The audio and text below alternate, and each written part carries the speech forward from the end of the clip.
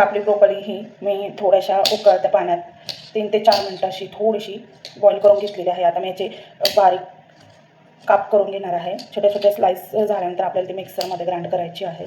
टिक्कीसाठी एकदम बारीक करून घ्यायचं आहे. सो हे बघा आपली ब्रोकोली मिक्सरमध्ये मी चांगली ग्राइंड करून घेतलेली आहे बारीक अशी टिक्कीसाठी. आता मी एका मोठ्याशा बाउलमध्ये ही ग्राइंड केलेली ब्रोकोली काढून घेणार आहे. हे बारीक केलेल्या ब्रोकोलीमध्ये जे अर्धा वाटी बेसन घेतलेलं होतं ते पण घालून घेणार आहे. यात आलं लसूण पेस्ट,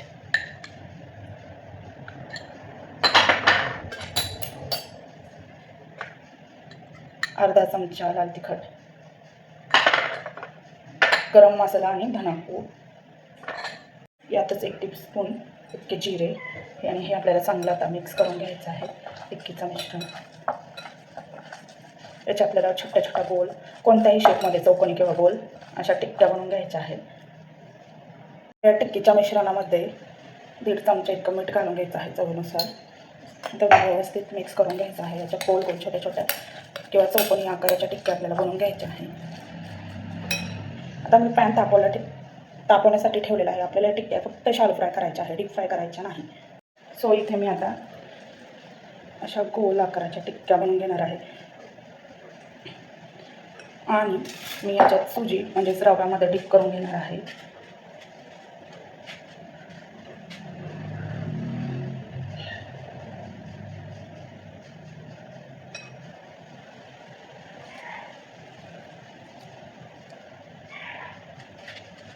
पॅन आपला चांगला तापलेला आहे. मी आता या टिक्क्या चांगला फ्राय करण्यासाठी शालो फ्राय करण्यासाठी त्यावर मी ठेवणार आहे. इथे एक एक करून मी ह्या पॅनवर टिक्क्या फ्राय होण्यासाठी ठेवणार आहे.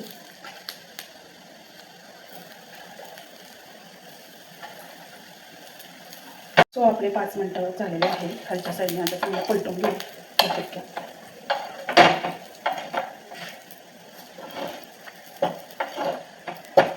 टिक्क्या रेडी झालेल्या आहे. आता मी मला डिशमध्ये सर्व करून घेणार आहे. गॅस बंद करणार आहे. छान क्रिस्पी झालेला आहे आपल्या टिक्क्या.